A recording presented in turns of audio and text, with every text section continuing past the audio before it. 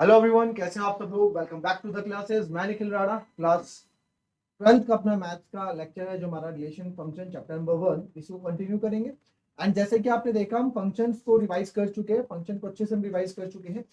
मतलब class 11th के function को कर चुके हैं, कहने का मतलब है क्लास 11th के फंक्शन को कर चुके हैं। तो इसी में आगे हम बात करेंगे आपके और फंक्शंस की, ठीक है, यानी कि 12th क्लास के फंक्शंस की। बट उससे पहले कुछ क्वेश्चंस हैं जो कि आपके रिलेशन से रिलेटेड है, उस पर बात कर लेते हैं एक बार। ठीक है, वो डाउट रह गया है आप लोगों का है कि सर रिलेशन का क्वेश्चन आप बता दीजिए। तो वो क्वेश्चन कुछ ऐसा था और बहुत सिंपल था, ऐसा कुछ रॉकेट साइंस नहीं था क्वेश्चन में।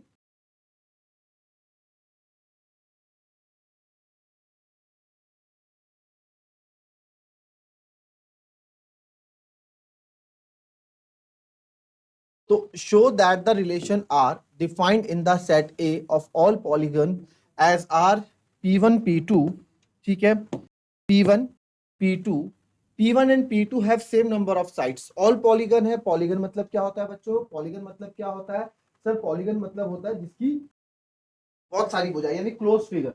कोई भी क्लोज फिगर को हम पॉलीगन कहते हैं, क्लास 8 में पढ़ा गया है। क्या है? कोई भी क्लोज फिगर होती है उसको आप पॉलीगन कहते हैं, क्लोज फिगर को आप पॉलीगन कहते हैं, ठीक है। और किसी भी क्लोज फिगर को हम पॉलीगन कहते हैं। तो पॉलीगन जो है, सेट ए है पॉलीगन का। पॉलीगन मतलब जितनी भी क्लोज फिगर है, इसके अंदर कौन कौन से आ जाएंगे सर? क्वाड्रिलेटरल भी आ जाएगा, इसके अंदर ट्राइंगल भी आ जाएगा, ठीक है। सारे फाइव साइडेड फिगर आ जाएंगे, पेंटागन, हेक्सागन, सारे इसमें आ जाएंगे, ठीक है। तो पॉलीगन के अंदर सब पेंटागन, हेक्सागन, ठीक है, पॉलीगन सबका एक तरह से देखा जाए सबका क्या है, बॉस है पॉलीगन, यानी कि बहुत सारे साइड्स, पॉलीसाइड्स, ठीक है। P1 P2 have same number of sides, ठीक है। तो सबसे पहले यहां देखो क्या इसमें कहा गया है कि सर कोई सेट ए है, कोई सेट ए है और सेट ए में बोला गया है relation R defined as the set A of all polygon, यानी कि ए क्या है, सेट ऑफ ऑल पॉलीगन्स।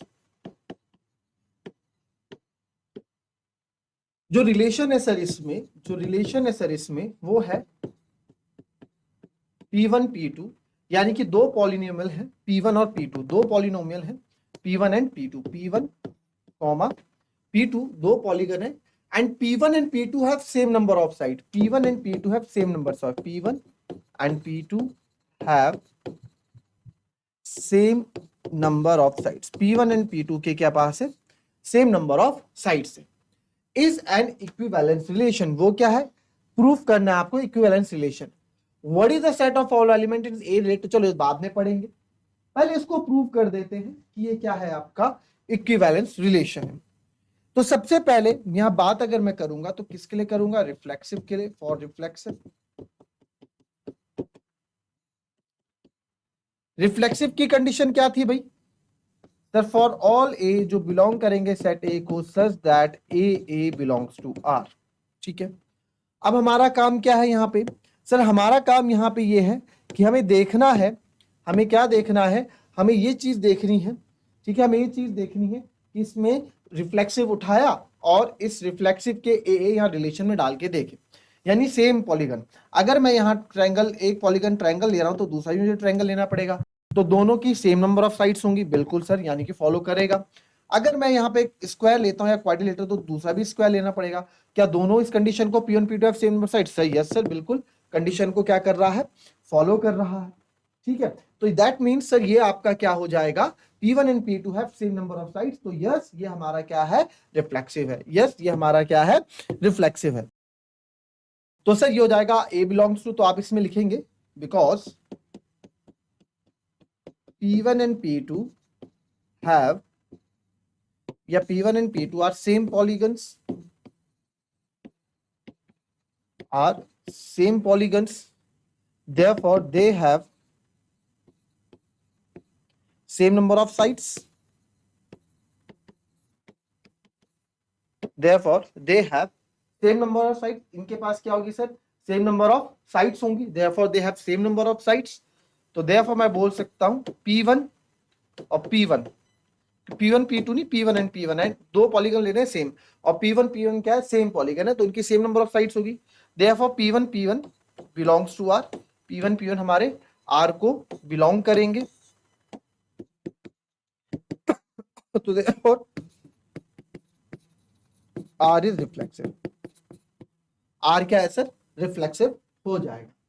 आई बात समझ में, कोई दिक्कत किसी को इतने में, कोई दिक्कत? चलिए, रिफ्लेक्सिव के बाद हम ले लेते हैं किस चीज की कंडीशन सर, रिफ्लेक्सिव के बाद आप ले लो सिमेट्रिक।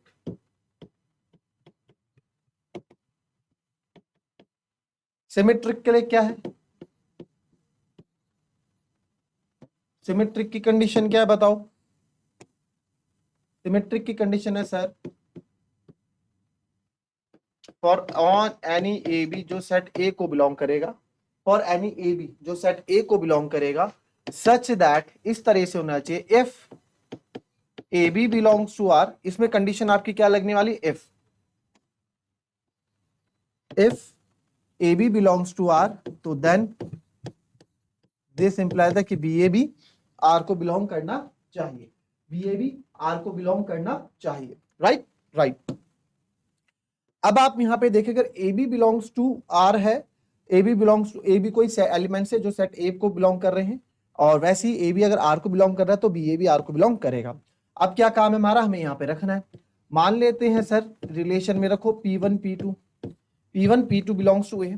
अगर मेरा P1 P2, P1 और P2 मेरा R में है, मानना है, कंडीशन दे रखी है, इफ है, तो अगर P1 P2 मेरा रिलेशन में है, अगर P1 P2 रिलेशन में, तो यानी कि इनकी रिलेशन में क्यों है, क्योंकि नंबर ऑफ साइड्स बराबर है, इनकी नंबर ऑफ साइड्स क्या है, बराबर है।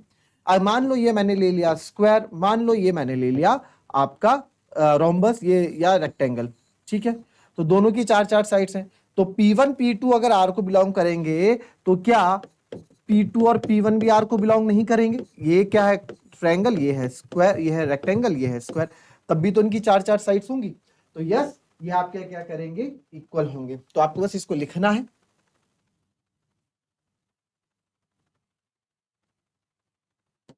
तो F P1 P2, या फिर आप if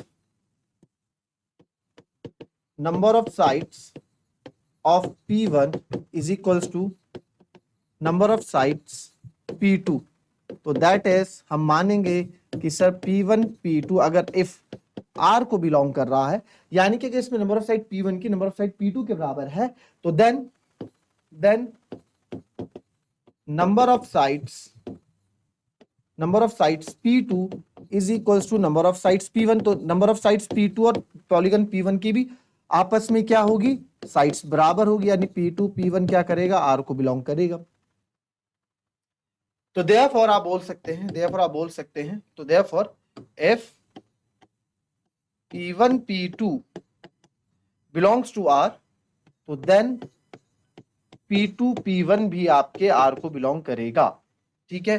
तो therefore R is symmetric, R क्या है सर, सिमेट्रिक है, R क्या है सर, सिमेट्रिक है, ठीक है। आई बात समझ में, कोई दिक्कत? R क्या है सर हमारा, सिमेट्रिक है।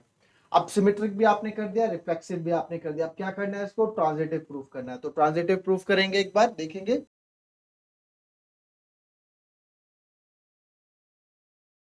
चलिए, अब किसकी बात बोली मैंने आपको, ट्रांजिटिव की, राइट। ट्रांजिटिव के लिए देखेंगे आप लोग,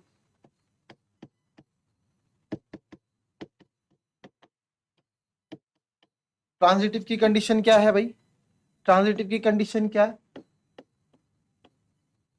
इसमें तीन होते हैं, for any A B C, for any A B C जो हमारे सेट ए को बिलोंग करते हैं, तो if A B belongs to R and B C belongs to R, तो देन ए सी भी हमारे आर को बिलोंग करेगा, देन ए सी भी हमारे आर को बिलोंग करेगा, ठीक है sir. A B belongs to R, B C belongs to R, then A C भी हमारे आर को बिलोंग करेगा, ये बोलता है। तो अब इसके अकॉर्डिंग क्या है, इसके अकॉर्डिंग क्या चलेंगी कंडीशन, यहाँ पे आपको पता है, इफ P1 P2 यानी P1 P2 R को बिलोंग कर रहा है बच्चों। P1 P2 मतलब अगर सर इसकी 4 साइड्स हैं तो इसकी भी 4 साइड्स होंगी। यही है ना रिलेशन। P1 P2 R को कब बिलोंग करेगा, रिलेशन को कब बिलोंग करेगा, जब उनकी इक्वल नंबर ऑफ साइड्स होंगी तभी करेगा। आगे बढ़े जी। तो ये B है ना, चलो B मान लो, B को हमने P2 माना है और ये P3 हो गया। तो P2 B P2 है ना, तो इसकी 4 साइड है और ये भी R को बिलोंग कर रहे हैं, तो सर P3 की भी 4 साइड्स होंगी। तो क्या A और C भी R को बिलोंग करेंगे? A में देखो 4 साइड है और C में देखो 4 साइड है, तो यस A में भी 4 साइड है, C में भी 4 साइड है, तो यस ये भी बिलोंग करेगा। तो दैट इज, ये आपका क्या हो गया, ट्रांजिटिव हो गया। ये आपका बस इसको लिखना है, अब तो हम समझ गए। अब लिखना है, लिखना तो आपको आता ही है। तो आप लिखेंगे if P1, if number of sides of P1 is equals to number of sides of P2, तो क्या हो जाएगा sir, that is P1 P2 belongs to R and number of sides of P2 is equals to number of sides of P3, that is कि sir P2 और P3 भी हमारे R को belong करेंगे। P2 और P3 भी R को belong करेंगे जब P2 और P3 की नंबर ऑफ साइड्स इक्वल है, यानी कि P1 और P2 की इक्वल है। P1 की 4 है तो P2 की भी 4 है। P2 की कितनी है, 4 है। P2 की कितनी है, 4 है, तो यहाँ 4 लूंगा तो P3 की भी कितनी हो जाएंगी, 4 हो जाएंगी। तो देयरफॉर मैं कह सकता हूं, therefore number of sides of P1 is equals to number of sides of P3, that is P1 is equals to P3 या P1 P3 भी आपके R को बिलोंग करेगा। तो देयरफॉर आप लिखेंगे if P1 P2 belongs to R and P2 P3 belongs to R, then P1 P3 भी हमारे R को बिलोंग करेगा। Therefore R is transitive। R क्या है सर, ट्रांजिटिव है। R क्या है सर, ट्रांजिटिव। अब R ट्रांजिटिव है तो मेरे को एक बात बताओ, R ट्रांजिटिव है तो आप मेरे को एक बात बताओ, यहाँ पे R ट्रांजिटिव है, ठीक है, R ट्रांजिटिव है, तो therefore function is, therefore our function is, या फिर therefore relation is equivalence, relation is reflexive